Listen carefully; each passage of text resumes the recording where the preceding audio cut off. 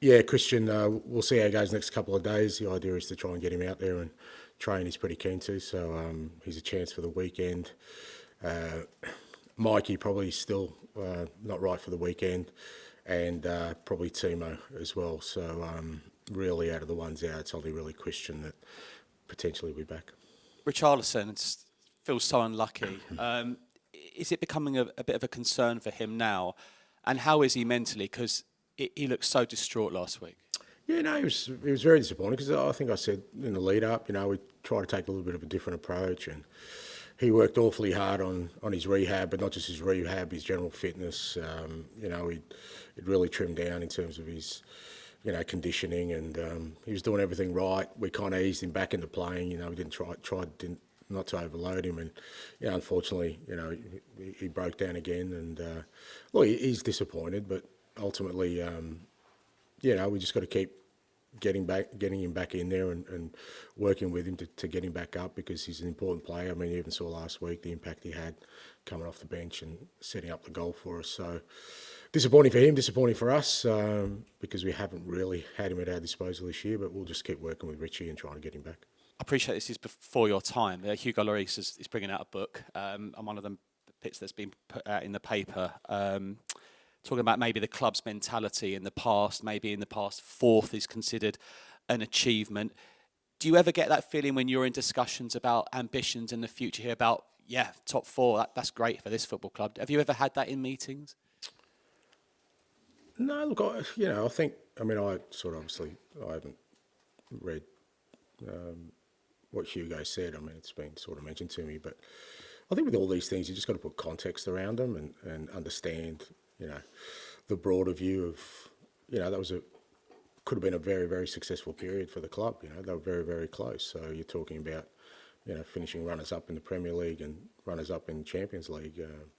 Could have been a very different era, and maybe, in retrospect, you'd be looking at those things. So, it's easy to focus on the negatives when the outcome's not what you want, but there's obviously a lot right at the time, which got them very close to the ultimate. So, from my perspective, I've never allowed anyone else to dictate kind of my ambitions or sort of my aims, and what I try and do with everyone around me is to make sure that you don't put a limit on what you can achieve, because obviously if you do, then potentially you might miss something that comes along your way. So for me, from the moment I started, it's been a pretty clear brief about what we want to try and achieve, and that's what we'll work towards.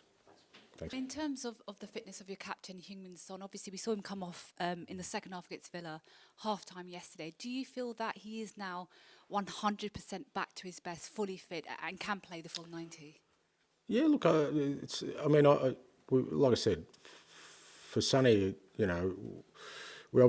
had the injury, we brought him back, and in the first game back he kind of had a relapse, and what we don't want to do is put him into that cycle. It's very easy to fall into that cycle by pushing players, particularly when they're coming back from injury. So we're just managing his minutes and building him up, and he got a good 55 on the weekend. He got 45 last night. Hopefully we can continue to build that up, but ultimately for us it's about making sure that we get him back and keep him back, because we can't afford any more injuries in that position. We've already got, Wilson with a long-term injury. We've got Sonny obviously with Richie with a long-term injury. We've got Mikey out now, so we can't afford to sort of lose another player in that area of the park. So I'll always make decisions that I think are best for the club and for us and what we're trying to achieve.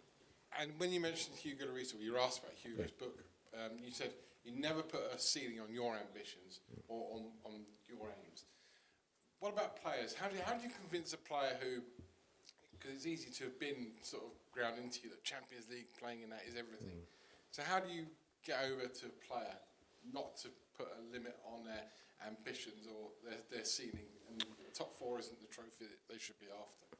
It's just, I guess that's just a kind of a daily process of how you work on a daily basis. If your mindset every day is to come in and improve, well, how do you know where that's going to take you? And if you're already putting a ceiling on that or a target on that, then that that ambition to improve every day kind of diminishes, because you've got a set target, and I've never believed in set targets. Like I said, if I had ambitions, clear ambitions when I was coaching in Australia, I probably would have surpassed them in my first 2 years of coaching. So I see that in kind of my own journey, and I've seen it, and the players have been no different. I mean, there's you look at their own stories, where they started to where they are. I'm sure there was plenty of people along the way who told them that they weren't going to make it for one reason or another, but they're here.